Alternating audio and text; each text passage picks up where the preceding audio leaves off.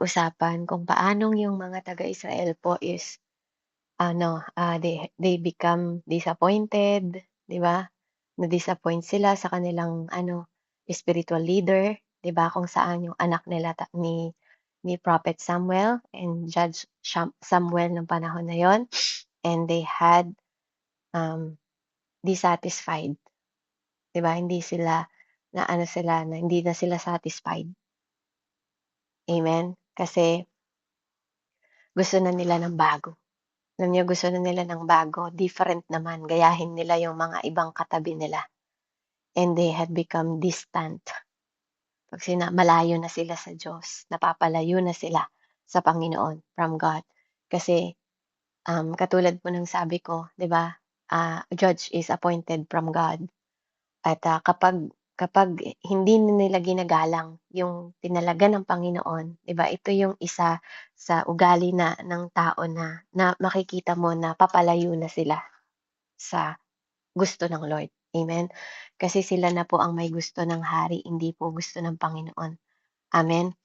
At makikita natin dito na after no na napapalayo na sila sa Panginoon, nagiging na sila, distracted. Ganon yung nangyayari sa mga tao. Ayan, so ganun po yung nangyayari sa tao, no? Kapag ikaw ay nadi-disappoint na, hindi ka na, nadi-dissatisfied ka na. Pag na-dissatisfied ka na, pag hindi ka na masaya sa nangyayari sa buhay mo, 'di ba? Nagkakaroon ka na ng distansya sa Panginoon. Nalalayo ka na sa Diyos. At pag nangyaring lumayo ka na sa Panginoon, nagiging distracted ka na. At ito yung nangyayari sa Israel. Amen? So yun yung mga part na talaga pupulutin natin sa kahapon, no? Para sa kahapon. At nakita natin na hindi talaga gusto ng Panginoon yung nangyari na yon. So ngayon po, makikita natin na sabi ng Panginoon kahapon, sige bigyan mo sila. 'Di ba? Yan yung hinihiling nila eh. Ibigay mo sa kanila. Amen? So makikita natin na hindi masaya ang Panginoon. And even po si Saul, hindi siya masaya sa aksyon ng mga tao na nangyayari po. Amen? So tayo po ay dadako na sa chapter 9. 1 Samuel chapter 9. Sa mga wala po kahapon dito, nasa chapter 9 na po tayo. So verse 9, sa lipi ni Benjamin ay may isang mayamang lalaki. Siya'y si Kish na anak ni Abiel na apo ni Zeror. Mula sa sambayanan ni Bekorat at ang angkan ni Alfia. Si Kish ang ama ni Saul, na siya namang pinakamakisig at pinakamatangkad na lalaki sa buong Israel. Amen. So, sa English, mababasa niya dito, sabi niya, there was a man, kasi minsan iba yung salin ng Tagalog, no? There was a man whose name was Kish, the son of Abiel, and the son of Zeror, the son of Bekorat, and the son of Alpia, a Benjamite. So, isa siyang Benjamite, a mighty man of power. Amen? So, iba, no? Iba yung pagkakatagalog. Dito sa English, makikita ninyo na mula sa angkan, sabi niya, sa ama ni Saul, sila naman ang pinakamakisig. Sabi lang po ng pagkakadescribe sa Tagalog at pinakamatangkad na lalaki sa buong Israel. Pero sabi sa English, yung tatay niya is a mighty man of power. So, there's big difference. Kaya pag magbabasa po kayo, wag lang kayo magbabasa ng Tagalog. Magbasa po kayo ng bawat salin. Amen? Para mas lumalim po ang ating pangunawa sa salita ng Diyos. And, sabi niya dito, sabi niya dito, and he had a choice and handsome son whose name was Saul. There was not more handsome person than he among the children of Israel. From his shoulder upward, he was taller than any of the people. So, dito sinabi na pinakagwapo pa siya, no? Pinakamagandang lalaki, no? Sa buong Israel, sabi po, buong Israel. Nakita niyo yun? Grabe, so sobrang gwapo pala nitong Saul, no? Starstruck. Si Saul is starstruck. Amen? So makikita natin yung kanyang tatay is a mighty man power. Ito po yung si Kish na tatay ni Saul. At hindi lang po yun, he was wealthy, mayaman, influential na tao ng Israel. At si Saul is, makikita natin na lumaki siya sa maluhong pamilya. Diba? Hindi sa kahirapan, kundi sa yaman talaga. He born na mayaman and influential yung pamilya nila. Kung kilalang kilala and powerful yung kanyang tatay. At dito makikita natin na si Saul, amen, nilagay dito na pati appearance niya, no? Talagang dinescribe ng Bible kung gaano siya kagwapo, gaano siya katangkad, gaano siya ka-good looking na tao. Amen? In fact, hindi lang siya matangkad pinakagwapo sa buong Israel. So, mukha talaga siyang great king. Yun yung talagang postura niya. Amen? And makikita natin dito that sa lahat, sa buong Israel, talagang yung image and appearance niya, talaga namang lalaking-lalaki, no? Talagang ganun siya dinescribe dito. At alam niyo ba na ang meaning ng Saul, ng pangalan ni Saul ay asked of God? And yung iba namang meaning ng pangalan ni Saul ay desire of people, parang ganun. So, dito po asked of God, parang andun yung question mark. Amen? So, ito yung kumbaga, asked of God, ibig sabihin, sinabi siya, nag-desire yung mga tao. Nag-desire yung mga tao na magkaroon ng king. So, meaning, sila yung nagkagusto. 'Di ba? Inas nila sa Panginoon na magkaroon ng hari. So, yun yung meaning ng pangalan ni Saul, which is not accident. Wala pong aksidente pagdating sa Panginoon. Amen? Walang aksidente pagdating sa Diyos. So, dahil yun ang meaning ng pangalan niya, hindi po aksidente na siya rin ang nilagay diyan. Amen? So, sa verse 3 po, makikita natin dito. So, si Saul, sa madaling salita, they are mayaman, influential family, good-looking. Pero isang bagay, yung hindi dito dinescribe. Na po? Kasi dinescribe yung panlabas lahat na katauhan ni Saul Kung gaano siya kagandang lalaki, 'di ba? So, nakatingin lahat sa panlabas. Pero walang nasabi dito that Saul have relationship with God. Amen? Walang sinabi na si Saul ay may relasyon sa Panginoon ng Israel. There's nothing. Wala po, no? Sa 1 and 2, basahin ninyo. So, si Saul po, nagre-reflect siya na wala siyang spiritual na buhay. 'Di ba? Wala siyang alam pagdating sa spiritual na presensya ng Diyos. Kasi maganda siyang lalaki sa panlabas, pero yung puso niya malayo sa Panginoon. Amen? Hindi naghahangad ng Panginoon at hindi niya kilala ang Diyos. Bakit po? Sundan natin kwento. Verse 3 po hanggang 14 babasahin ko. Minsan, nawala ang mga asno ni Kish. Kaya inutusan niya si Saul na magsama ng isang katulong at hanapin ang mga asno. Naghanap sila sa buong kabrulan ng Ephraim at sa lupain ng Salisa, ngunit wala silang nakita ni isa man. Nagtuloy sila sa Saalim, ngunit wala rin doon. Nagtuloy sila sa Benjamin at wala rin silang natagpuan doon. Nakarating sila sa Sup, ngunit wala pa rin silang nakita, kaya't nagyaya nang umuwi si Saul. Sinabi niya sa kanyang kasamahang lingkod, "Umuwi na tayo, at baka tayo naman ang inaalala ng aking ama." Sumagot ang kanyang kasama, "Sandali lang. Sa lungsod na ito ay may isang lingkod ng Diyos. Iginagalang siya ng mga tao sapagkat nagkakatotoo ang anumang sinasabi niya. Pumunta tayo sa kanya, baka sakaling maituro niya sa atin ang ating hinahanap. Sinabi ni Saul, anong maibibigay natin kung pupunta tayo sa kanya? Ubus na ang baon nating pagkain. Sumagot ang katulong. Mayroon pa akong 3 gramong pilak. Ibibigay ko na ito sa kanya para ituro sa atin ang ating hinahanap. Noong panahong iyon, ugali ng mga Israelita na lumapit sa isang manghuhula. Kung may isasangguni sa Diyos, manghuhula ang dati nilang tawag sa propeta.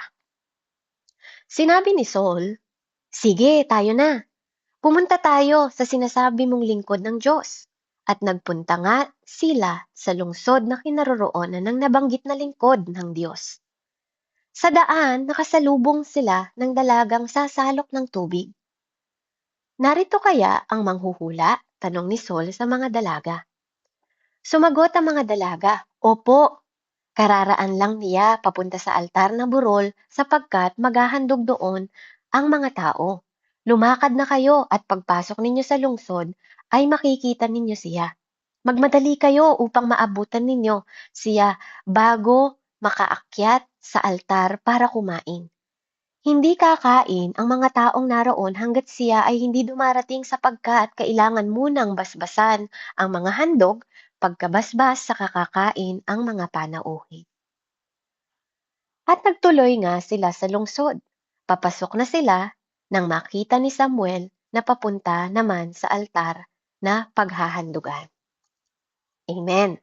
So dito makikita po natin na yung donkey na nawawala. Amen. Hallelujah. So dito po ano po rin ng Panginoon, si Saul po at yung servant niya na kasama niya, makikita natin na hinahanap po nila si Saul, ay si Samuel, si Prophet Samuel. At dito po ano makikita natin na katulad ng sabi ko, wala siyang alam about spiritual. Wala siyang alam, wala siyang kilalang lingkod ng Diyos, 'di ba? I rather be the servant. Ano po? Alam niyo habang binabaybay ko 'to 'no, Lord, I rather be a servant kaysa isang makisig, maganda, 'di ba, sexy, balingkinitan ng katawan, tapos hindi kita kilala o hindi ko kilala yung servant mo. Para siyang ano, alam niyo 'yun, yung parang nakatira ka sa isang lungsod pero hindi mo kilala yung pinaka-president niyo, pinaka-pinuno ninyo. Parang gano'n yung buhay ni Saul. Amen? And sometimes gano'n tayo 'no, alam natin kung sino yung sikat na artista, alam natin kung anong nangyayari sa Facebook, amen? Gano'n tayo noon, eh. Alam natin kung anong nangyayaring tsismis, amen? Pero hindi natin kilala ang Diyos. Hindi natin kilala yung mga lingkod ng Diyos, hindi natin alam yung about spiritual, pero subukan mong tanungin about sinong sikat na artista ngayon, sinong nanalo sa Miss Universe, sino ang ganito, 'di ba? Alam ng mga tao. And sometimes nahahawig tayo do'n, 'di ba? Nahawig tayo sa ugali ni Tatay Sol dati. Amen? At 'yun yung pinanggalingan natin, whether you like it, whether we like it or not, do'n tayo. 'Yun yung pinanggalingan natin, doon tayo dati. Amen? Kaya salamat po ano, kasi nakilala natin yung Diyos.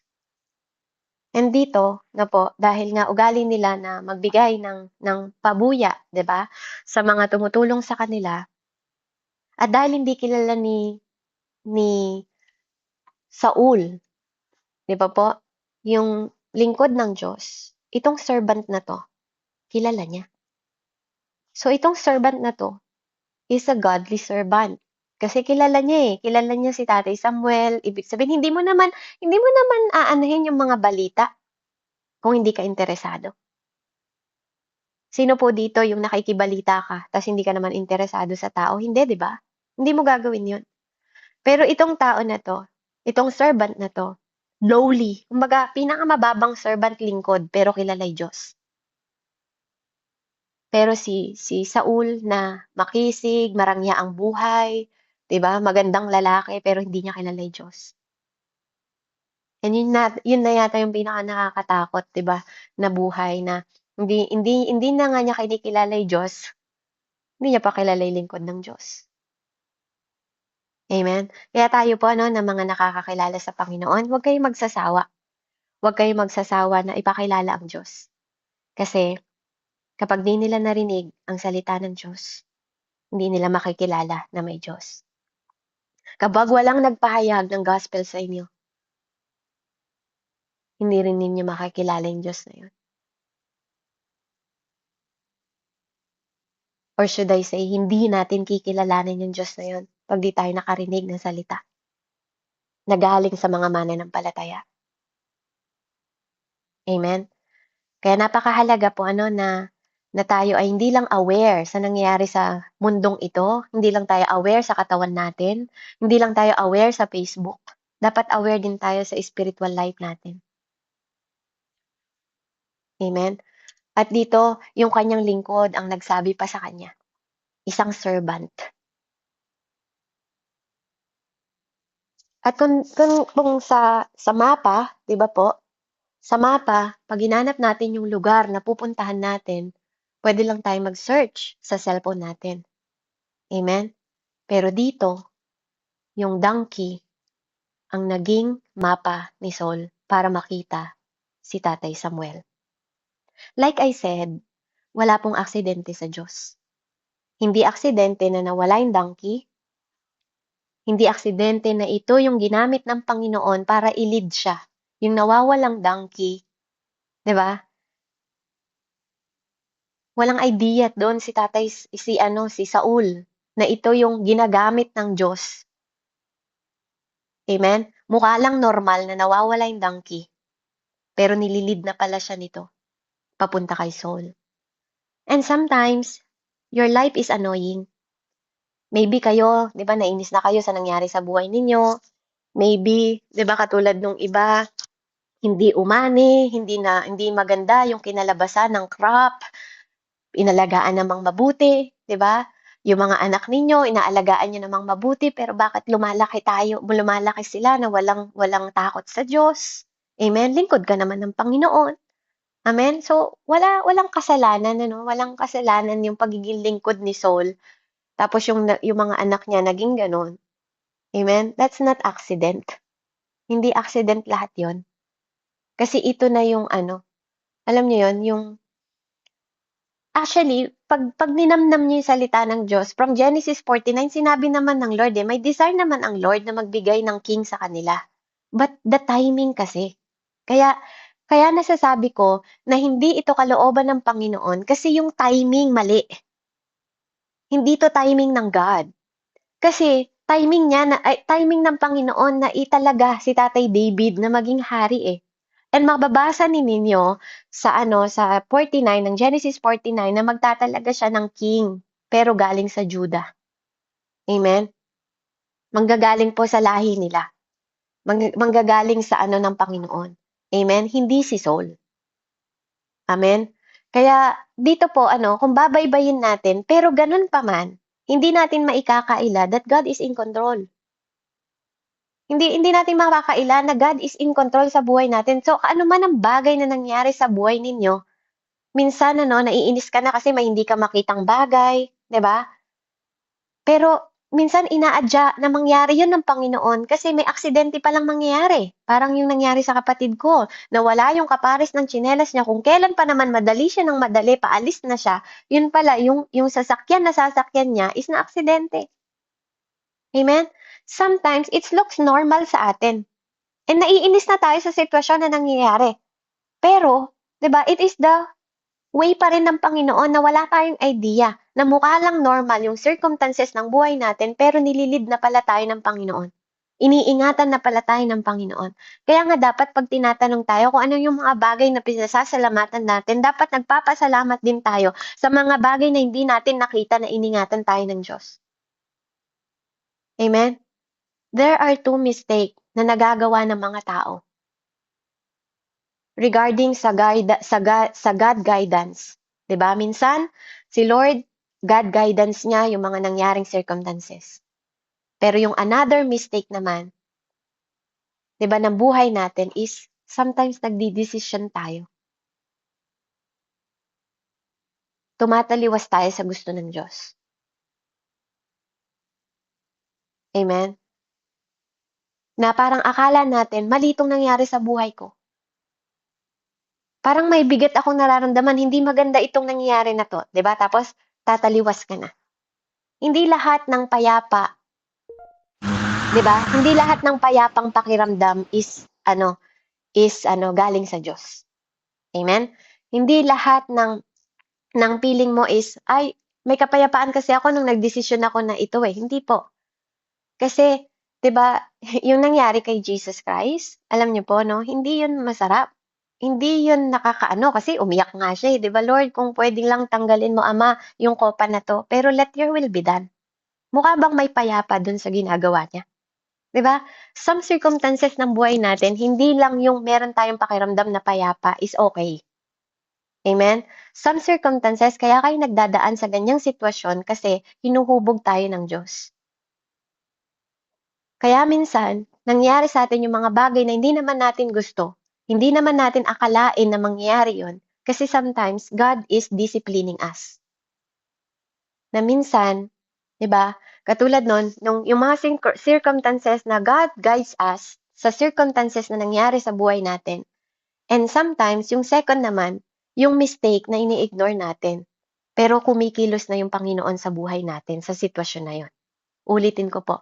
Una, yung mistake, 'di ba? Yung mistake na akala natin, mali natin, 'di ba, yung regarding sa ating mga tao, pero gina-guide tayo ng Lord sa circumstances na yon. Amen? Na akala natin mali na, 'di ba? Akala natin hindi ito yung sitwasyon na 'to, 'di ba? Pero mabigat ito, 'di ba? Hindi ito masarap. For example na lang po, ganito na lang, katulad ng kay Joseph, 'di ba? Kay Joseph the Dreamer. Amen? Hindi masarap ang itapon sa balon, patayin ng pagbalakang kang patayin ng kapatid mo. Amen? But that's God plan. Plano 'yun ng Diyos sa kanya, 'di ba? Masakit 'yun para sa kanya. Pero that's the God plan sa buhay niya. Kaya nangyari 'yun. Si Jesus din ganun po. 'Yun yung circumstances na kailangan niyang pagdaanan kasi 'yun yung purpose ng God. Kasi may great purpose para doon. Amen? Hindi siya aksidente. Talaga lang dapat nating pagdaanan. Kaya anumang bagay na pinagdadaanan mo ngayon, kapatid, wag mo lang 'tong bastang isipin na, may demonyo sa buhay ko, kailangan ko i-rebuke yung kahirapan, kailangan ko i-rebuke yung ganito, 'di ba? Yung mga alam niyo po yung gano'n. And second po, yung mistake na ini-ignore mo, kumikilos na yung Diyos sa buhay mo pero ini-ignore mo siya. Tinuturuan ka na ng Panginoon pero ini-ignore mo. Kaya ginagamit ng Panginoon yung sitwasyon para i-guide tayo. Amen? At gano'n yung nangyari kay Saul. 'Di ba? Na akala niya aksidente lang 'yun pero andun po din yung guide ng Panginoon. Maaaring hindi nga gusto ng Diyos pero hindi ibig sabihin God is not in control. Amen? Kahit pa may mga bagay na nagagawa tayo, 'di ba? Na sometimes hindi tayo nagtitiwala sa Diyos pero God is still good. Hindi natin pwedeng alisin yung character niya that He is a good God. Amen? Kaya nga anuman ang sitwasyon na dumating sa buhay natin, He has the ability to work things for good. Sabi niya yun sa Roman 8:28. Kaya niyang gawin na maganda, maano pa rin, maayos, 'di ba? So dito po then yun nga dahil frustrated na siya, sabi niya, "Uwi na lang tayo." Pero yun nga yung lingkod, kilala niya yung lingkod ng Diyos, 'di ba? Isang mababang servant pero kilala niya yung lingkod ng Diyos. At dahil sa donkey na yon na nawala, 'di ba? Ito yung ginamit ng Panginoon para makamit niya yung lingkod ng Diyos. Para makapag-submit siya kay Samuel. Amen? So sa city na yon, nakakita niya yung mga dalaga, 'di ba, yung mga babae. Amen? At siyempre dahil sa gandang lalaki niya, tinanong niya po yung mga and tinuro agad. Tinuro agad, "Bilisan niyo, pinagmamadali pa siya." 'Di ba, kasi baka nga naman maabutan nila na pero katulad po ng pag-aalay ni Samuel, sorry, ni Prophet Samuel, hindi aksidente 'yon. Amen? Makikita po natin 'yan sa huling kwento. Hindi aksidente na nag-aalay siya, hindi aksidente naghahanda siya, kasi alam niya na may darating. Alam niya na darating si Saul, alam niya yon. That is prophet. Yun nga po yung ibig ko sabihin sa inyo 'no, hindi siya manghuhula. Bagamat manghuhula ang tawag nila noon, hindi ang propeta po hindi nanghuhula. Sigurado sila lagi sa naririnig nila. Kaya katulad kahapon na pinapaalalahanan ko po ang bawat isa sa atin, do not talk when God is not talking to you. Nasasabihin mo lang para lang masabi mo na God says, God says. Amen? Kaya ang isang propeta po na nakakarinig po talaga ng tinig ng Panginoon at sila po ay dinadirect ng Diyos. Sa kung anong gagawin nila, ina-approach sila ng Panginoon. Amen? So, kapag itong servant na 'to, alam niya kung paano mag-honor. Amen? At alam din 'yun ni Saul kasi may idea naman siya, kasi part din naman yung family niya ng ano, ng tao ng Israelite, 'di ba po? At dito makikita natin na bawat, God's people, alam niya na dapat nagse-serve, dapat ino-honor sila. Amen? So, every believer, kailangan tayo din po hanggang ngayon, alam natin dapat na kapag yun ay lingkod ng Diyos, we always honoring them. Amen? Whether you like them or not. Kahit gusto niyo pa sila o hindi. Amen? Kailangan matuto tayong mag-honor. Kasi nilagay po sila diyan ng Panginoon eh. And what you reap, sabi nga, kung ano yung tinanim mo, yun ang aanihin mo. Kung marunong kang mag-honor sa mga leaders, sa mga lingkod ng Diyos, di ba? I-honor ka din ng mga tao. Kaya napakahalaga, no? Napakahalaga na mag-honor po tayo. And nakita natin yung honoring na yon sa pagbibigay nila, di ba? Ng ano, ng natira ng servant na kahit yun lang yung nasa bulsa niya, no? Tingnan niyo, hindi niya dinamot. Dahil alam niya lingkod ng Panginoon yun. Amen? So sana ganun tayo 'no, na kahit yun na lang yung last na ano natin, marunong tayong magbigay. Lalo na po ano kapag lingkod ng Panginoong Diyos. Kasi hindi lahat ng pastor meron sila talagang ano, abilidad na 'di ba, sometimes mag-spend ng para sa kailangan ng church, 'di ba? Huwag tayong nagdadamot pagdating po sa mga lingkod ng Panginoon, sa mga tao. Amen? Kasi hindi lahat ng pastor, especially sa Pilipinas, 'di ba? Ang dami pong mga pastor na ano, kulang na kulang yung kanilang income. Ang dami ko pong na-encounter na pastor na kulang pa, alam niyo 'yun? Kulang pa yung yun nga pong mga pastor na kasama namin sa gawain, mas malaki pa yung income ng online kaysa sa mismong church nila diyan sa Pilipinas. Amen? So, talagang short po ano, yung lalo na yung mga lingkod diyan sa Pilipinas kasi siguro po dahil sa hirap din ng buhay ng mga tao. Pero lagi niyo pong tatandaan, huwag tayong magdadamot sa mga lingkod ng Diyos. Amen? At huwag natin silang iiwanan ng empty hand. Lagi niyong ano yun, kapag alam mo na pupunta ka sa lingkod ng Diyos, ano po, try to ano, to honor them. Huwag kang pupunta sa lingkod ng Diyos na wala kang alam niyo yun, yung empty hand. Kasi it is part of honoring. Amen? Pero yung masaya ka ha, kasi hindi ka nga empty hand tapos di ka naman masayang nagbigay para ka ring napilitan, wag na lang. Amen? So, and katulad ng mga lingkod ng Diyos na all they want is to serve. Hindi naman nila ina-after. Pag tunay ka naman na lingkod ng Diyos, they don't after kung ano yung marireceive nila. Ang mahalaga sa kanila, yung mata ng Diyos. So si Tatay Samuel is seer ng Panginoon, no? Nakikita niya at naririnig niya ang tinig ng Diyos. Amen? At ito yung sinabi ng lingkod. Amen? Kaya hindi lang basta prophet si Tatay Samuel. Kasi hindi lahat ng propeta nakakakita. Yung iba nakakarinig lang. So that's yung personality ni Tatay Samuel.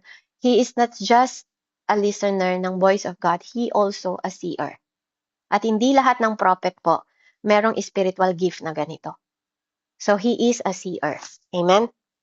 Kaya kapag nag-consult sila, 'di ba? Kaya sila nag-consult doon kasi puwedeng matagpuan ni Tatay Samuel kung nasaan mismo, anong part ng ano yung donkey, nasaan yung mga hinahanap nila. Puwede silang i-direct at i-instruct ni Tatay Samuel na hindi sila maliligaw.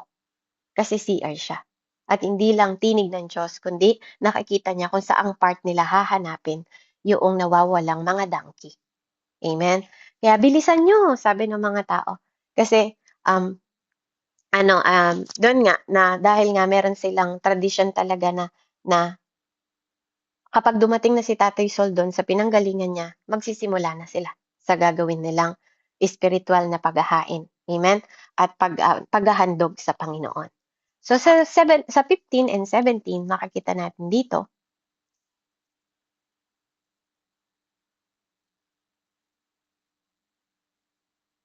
isang araw bago dumating doon si Saul, nagpakita kay Samuel si Yahweh at sinabi, "Bukas ng ganitong oras may darating sa iyong isang lalaki." Ito po yung sinasabi ko kanina, na hindi sila naghahain sa taas na yon, hindi sila nag-aalay dahil aksidente. Hindi po. Alam to ni Samuel lahat. Pinaghahandaan niya.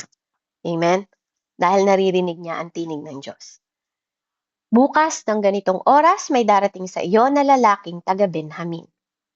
So nakita niyo po ano, pag naririnig mo ang tinig ng Diyos, yung instruction ng Diyos malinaw po. Amen? Hindi yung hindi sigurado. Malinaw, hindi yung na-discern ko ganito, na-discern ko ganyan, hindi po. Malinaw ang tinig at instruction ng Diyos kapag nakikipag-usap siya. Hindi po, hindi yung manghuhula ka pa. Huhulaan mo ulit yung susunod, hindi po ganon. So dahil lingkod niya si Tatay Samuel, propeta niya si Tatay Samuel, malinaw ang instruction ng Diyos. Pahiran mo siya ng langis bilang pinuno ng aking bayan. Ito yung first time na ginawa nila to. Siya ang magtatanggol sa mga Israel laban sa mga Pilisteo. Naaawa na ako. So mercy. Mercy pa rin ng Diyos ang umiral. Naaawa na ako sa nakikita kong paghihirap ng aking bayan at narinig ko ang kanilang karaingan. Ngunit dumating si Saul, sinabi ni Yahweh kay Samuel, iyan ang lalaking sinasabi ko sa iyo na maghahari sa Israel. Uulitin ko po. Sinabi ni Yahweh kay Samuel. Habang nakatayo sa kanya, nakatayo po. So, talaga pong talagang sometimes, minsan pagkausap mo ang isang tao na nakaharap sa'yo, lalo na yung mga tao na tunay na nakakarinig ng tinig ng Diyos, they can talk God. Kaya nga ang spirit ay hiwalay, 'di ba? Hiwalay ang soul sa spirit. And, 'di ba po, yung Holy Spirit. Amen. So kapag nakikipag-usap ang Diyos, pwede siyang makipag-usap na nakatayo na yung tao sa harapan mo at the same time nakikipag-usap ka sa Diyos in your spirit. Amen. So sabi dito, iyan ang sinasabi ko sa iyo na maghahari sa Israel. Lumapit si Saul kay Samuel.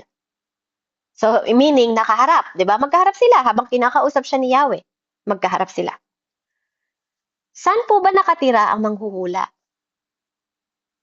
Alam nyo, pag ganitong sitwasyon no, na hindi mo kilala yung lingkod ng Diyos, nakakahiya to. Nakakahiya na hindi mo siya kilala. Pero hindi po, dahil may humility si Tatay Samuel, kaya siya nananatili sa kanyang posisyon. Dahil andun yung tunay na humility sa kanya. Sumagot si Samuel, ako ang manghuhula. Sabi niya dito, no, ako ang manghuhula. Sumama ka sa akin sa altar, sa burol. So, like I said, hindi aksidente yon, nakahanda yon para sa kanila. At magsasalo tayo sa pagkain. Magko-communion sila. Amen? Pag sinabing pagsasalo sa pagkain, di ba? Communion. Bukas ka na umuwi. Bukas ka na ng umaga umuwi pagkatapos kong sabihin sa iyo ang gusto mong malaman. So alam niya na kaya pumunta, kahit di pa nagsasalita si Saul, alam ni Prophet Samuel kung bakit siya nandun. Huwag mo nang alalahanin ang mga asnong hinahanap mo, sapagkat nakita na ang mga iyon. Sino ba ang pinakamimithi ng Israel, kundi ikaw at ang sambayanan ng iyong ama? Amen? So, dito po, like, katulad po ng sinabi ko sa inyo kanina, si Tatay Sol, wala siyang relasyon sa Diyos. Kung ikaw wala kang relasyon sa Diyos, hindi mo rin makikilala kung sino yung mga lingkod ng Panginoon. Pero, naniniwala ako na nilid si Tatay Saul ng mga nawawalang donkey para makarating doon dahil din sa kagustuhan ng Panginoon, sa kalooban ng Panginoon. Amen? Pero, katulad dito din, napakahalaga na yung tenga natin laging handang makinig sa Diyos katulad ni Tatay Samuel 'no, na kahit meron siyang nakakarap na mga tao sa harapan niya mismo, naririnig pa rin niya yung tinig ng Diyos. Hindi siya nalilito kung sino ang mga nagsasalita, 'di ba? Hindi ang mundo, hindi ang mga ingay dito sa mundong ito, hindi siya nalilito sa tinig ng Diyos. Dapat gano'n din po tayo, maging sensitibo tayo sa tinig ng Panginoon. Kasi alam niyo kung ano ang pinaka-take advantage ng isang tao na marunong makinig sa salita ng Diyos, sa tinig ng Panginoon, malayo ka sa kapahamakan. Amen? Malayo ka sa mga bagay na makapagpapalayo sa'yo sa Panginoon. Katulad ng mga nangyari sa Israel, malayo ka sa distraction, malayo ka sa disobedient, malayo ka sa yung hindi ka nakontento, gano'n. Mapapalayo ka sa lahat ng bagay na iyon kapag marunong kang makinig sa tinig ng Diyos. Amen? Kasi kapatid, word is not enough. Hindi po sapat ang salita na binabasa natin. Kasi kaya nga bakit ba may nagpapahayag ng salita ng Diyos? Bakit ba may nagpapaunawa ng salita ng Diyos? Kasi hindi sapat na binabasa mo lang ang salita ng Diyos. Kaya nagtalaga ang Diyos ng pastor, ng teacher, ng propeta, amen, ng apostol, at ng evangelist. Yung fivefold ministry na mag-e-equip sa mga lingkod ng Diyos, sa mga tao, sa people of God. Amen? Kaya napakahalaga po na marunong tayong makinig ng tinig ng Diyos kasi ito yung laging magpapaalala sa atin na hindi mo lang siya pinakinggan. Amen? Sinusunod mo siya. Kaya nga napakahalaga sa Lord ang tenga ng tao eh. Amen? Hindi ang puso. Hindi ang puso mo kasi bakit ko po sinabi, don't mistaken me. Kung sa pandinig, nagmumula ang pananampalataya ng tao. Kasi ito yung naririnig mo na, ay, alam mo ba na ito yung ginawa ng Panginoon kay Atita Annalisa? Talaga ba? Di ba nabubuo yung faith mo? Yung himala na nangyari sa kanya, yun yung pumapasok. Kung anong narinig ng tenga mo, yun yung pumapasok sa puso mo.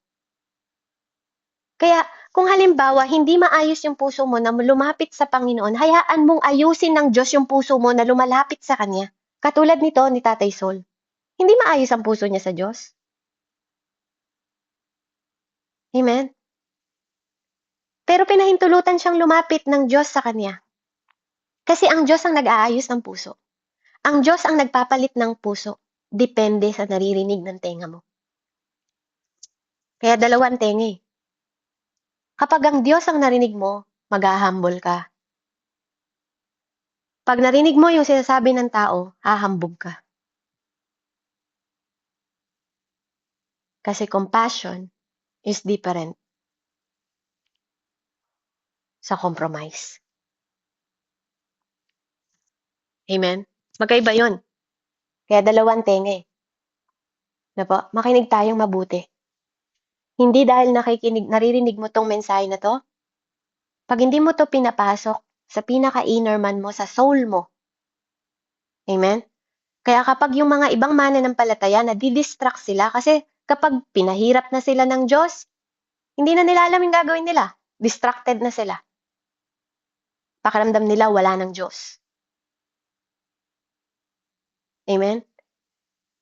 Hindi dahil hindi tama yung puso nila. Hindi tumanim yung salita sa kanila.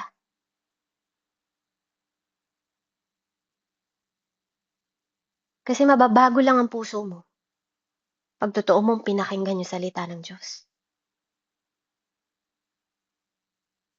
Kasi kung anong pinapakinggan ng tenga mo, yun ang pumapasok sa puso mo, tsaka sa isip mo.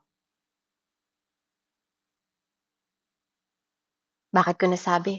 Di sana po lahat ng nakakarinig ng salita ng Panginoon Diyos na bago po'y puso. Hindi eh. Kumbaga, katulad ng butong hinasik na Word of God sa bagong tipan na itapon sa iba't ibang klase ng lupa.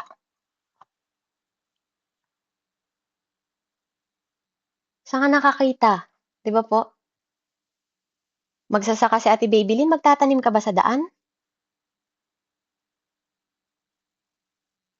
Magsasaka ka, magtatanim ka ba sa puro halaman na may tinik? Pero kung uunawain niyo po yung parable ng Panginoon, sa huli ng Luke 8 na yon, sinabi niya, makinig ang may pakinig. So, hindi ang puso ang problema, yung tenga.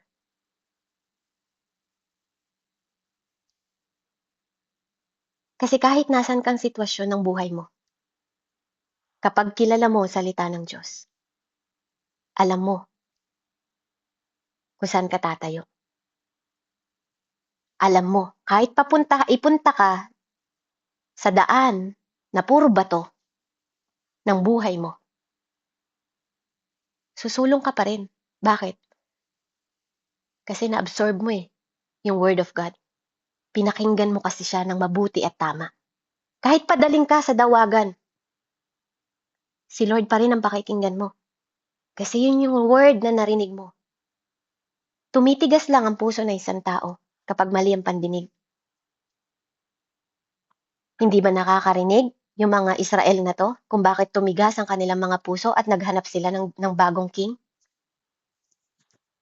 Hindi ba lagi silang nakakarinig ng tinig ng Diyos?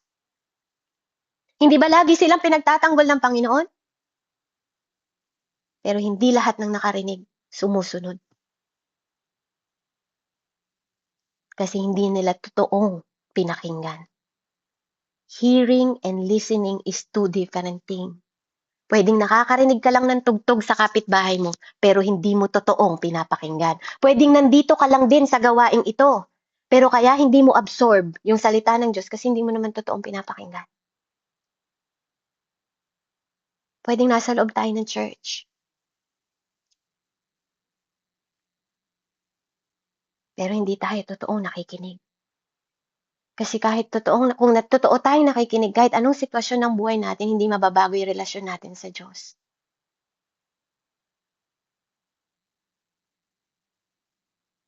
Pero hindi ko sinasabi na hindi mahalaga ang puso natin. Kasi ang Diyos ang nagpapalit sa puso natin ng bagong puso. Sinabi po yan sa salita. Hindi ako magpapalit ng puso ni Ate Babylin o ni Nanay Annalisa. Hindi.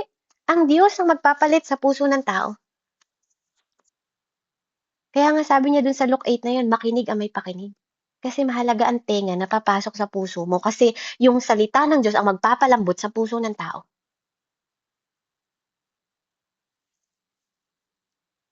Hindi ang puso kung ano yung narinig mo. Kasi ang puso nasa loob eh.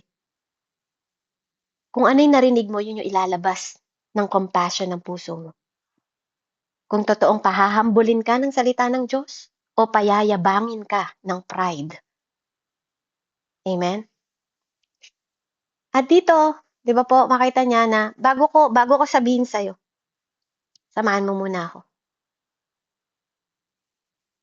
At doon po, dito makikita natin, sumagot si Saul.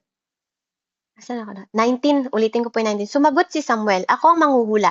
Sumama ka sa akin sa altar ng burol at magsasalo-salo tayo sa pagkain. Bukas ka ng umaga umuwi pagkatapos kong sabihin sa iyo ang gusto mong malaman. Huwag mo nang alalahanin ang mga asnong hinahanap mo sapagkat nakita na nga ang mga iyon. Sino ba ang pinaka-mimithi ng Israel kundi ikaw ang sambayanan ng iyong ama? Sumagot si Saul, ako po'y mula sa lipi ni Benjamin, ang pinakamaliit na lipi ng Israel, at ang aming angkan ang pinakamahirap sa aming lipi. Bakit po ninyo sinasabi sa akin iyan? So kung makikita po natin dito, no, kung di natin alam yung kwento ni Tatay Saul, napaka-humble niya kung titingnan. Napaka-humble niya kung titingnan. Kung makapagsalita siya, di ba po? Humble mo siyang tingnan. Sabi sa 22, si Saul, ang kanyang katulong ay isinama ni Samuel mula sa handaan. At pinaupo sa upuang pandangal. May 3 po ang naroon. Panauhin, sinabi ni Samuel sa tagapagluto, ihain mo rito ang bahaging ipinatabi ko sa iyo. So, nakahanda talaga si Samuel, hindi aksidente. Inilabas ng tagapagluto ang pigi at hita na handog at inihain kay Saul. Sinabi ni Samuel, narito ang bahaging ibinuklod para sa iyo, kainin mo sapagkat iyan ang inilaan sa iyo sa pagkakataong ito. Nang araw na iyon, kumain si Saul kasalo ni Samuel. Balik niya sa lungsod, may nakahanda ng higaan sa ibabaw ng bahay para kay Saul. Doon siya natulog ng gabing iyon. So, like I said po, hindi aksidente lahat, lahat nakahanda. Dahil naririnig ni Tatay Samuel ang tinig ng Diyos. Kinabukasan ng madaling araw, nilapitan siya ni Samuel at ginising. Madaling araw. Bumangon na at maglakad na kayo. At bumangon nga siya. Saul at silang dalawa ni Samuel ay lumabas sa lansangan. Nang palabas na sila ang lungsod na sinabi ni Samuel, paunahin mo ang katulong mo at mag-uusap tayo sandali. Sasabihin ko sa iyo ang pinasasabi ng Diyos. Amen? So, tunghayan po natin yung sasabihin, amen, ni Tatay Samuel kay Saul bukas po, Aabangan po natin yon sa magmemensahe. Mahirap naman na sakupin natin yon. At para po tayo ma-excite sa kwento. Amen? So, tayo po, dito, wag tayo magkaroon ng false humility. Tayo pong mga mananampalataya, hintuan po natin at tigilan natin yung false humility na panglabas na humbleness. Na kapag pinupuri tayo ng tao, hindi po masamang magpasalamat. Hindi po masamang magpasalamat. I-accept mo yung sinasabi ng tao, salamat po, then sabihin mo, but glory to God. Pero glory to God po. Ang dami po kasing mga mananampalataya, hindi po, biyaya lang ng Diyos, lang po naman, okay lang naman, lahat naman po is grasya lang ng Diyos. Pero inside, sa kanila, ay pinupuri ako. Alam niyo po, dun lumalaki, dun sa maliliit na gano'n na mga papuri, doon lumalabas yung pride. Pakiusap lang po, tigilan natin yung pagkakaroon ng peking humility bilang mga mananampalataya. It's okay to be real. Diba po, maging totoo tayo kasi hindi lang malinis na puso ang gusto ng Diyos. Yung tapat na puso din po. Huwag tayong masyadong legalistic. Alam niyo po, yung parang, baka kasi sabihin ng tao, mayabang ako eh. Baka kasi sabihin ng tao, di nakakompromise ka pa rin sa tao. God knows your heart. Alam ng Diyos yung heart natin. Huwag po tayong masyadong, lahat naman kasi lang ng Diyos. Alam niyo yun, ay nako, ay, Jesus. Glory to God. Have mercy. Have mercy upon us. Ang dami ko pong nakikitang mga lingkod ng Diyos. Kitang-kita. Kitang-kita sa tao na may humility. Kitang-kita sa tao na minsan, kapag hindi mo nakikita spiritually, do not say na yung confident ng isang tao is kayabangan. Hindi po. Kapag ang isang faith ng tao is sinusubok ng Diyos, confident ang nagiging resulta niya. Hindi lahat ng confident na tumatayo, 'di ba? Sa ganitong online, 'di ba? That is the faith na produce ng Diyos inside and out. And sometimes, wag po nating i-misunderstand yung confident ng isang tao. Kasi naniniwala ako na walang aksidente sa mundo. Hindi tatayo ang isang lingkod kung hindi yan nilagay ng Panginoon. At kung magkamali man ang isang lingkod, do you think hindi tuturuan ng Diyos ang isang lingkod? Madapa man ng 7 beses, lingkod pa rin yan. Lahat tayo nagkakamali. And tayo naman na mga pinagsaserban ng mga lingkod ng Diyos. Huwag din naman tayong katulad ng mga Israel na desire ng kamusta ba tayo? 'Di ba? Look at ourselves. Ano ba tayo sa mata ng Diyos? Kaya nga napakahalaga po na ang comparison hindi sa kompromiso ng tao kundi sa harap ng Diyos. Amen? Sa harap ng Diyos tayo lagi po. Doon natin tingnan yung sarili natin, hindi sa kapwa natin mananampalataya, hindi sa pagkukumpara sa kapwa mananampalataya. Kaya maraming natitisod na mga lingkod ng Diyos dahil sa false humility. At katulad ng sabi ko, kung hindi natin alam yung ugali ni Saul ahead, 'di ba? At the first place, hindi niya kilala ang Diyos. Amen? Ang liit-liit na nga lang ng bayan nila, katulad ng sinabi niya, wala pa siyang alam about spiritual. Pero yung isang servant, 'di ba? Kilala niya. Amen? So yun yung napakadelikado, no po? Delikado, but still binigyan ng pagkakataon ng Diyos. Alam niyo po, bakit ko sinasabi na hindi ito ang kalooban ng Diyos? Sabi sa Hosea, thank you Jesus. Sa Hosea 13 po, basahin ko po sa inyo. Hosea 13, verse 10 and 11. Nasaan ngayon ang inyong hari na magliligtas sa iyo? Nasaan ang hari at ang mga pinunong sa akin ay hinihingi mo? 'Di ba? 'Di ba yung pangalan ni Saul kanina, ask of God? Hiningi nila yun eh. Sa verse 11 sabi niya, sa galit ko sa inyo'y binigyan ko kayo ng mga hari. At dahil sa aking puot, sila'y inalis ko. Kasi yung timing. Magbibigay po ang Lord, pero yung timing, dapat antayin natin yung timing of God. Hindi yung naiinip tayo, nagmamadali tayo.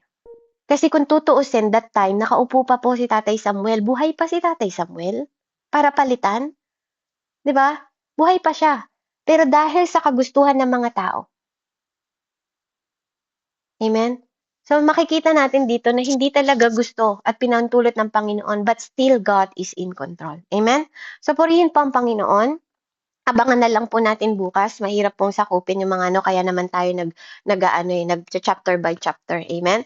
So let's pray. Heavenly Father, in the mighty name of Jesus. Ama, maraming salamat po sa mensaheng ito.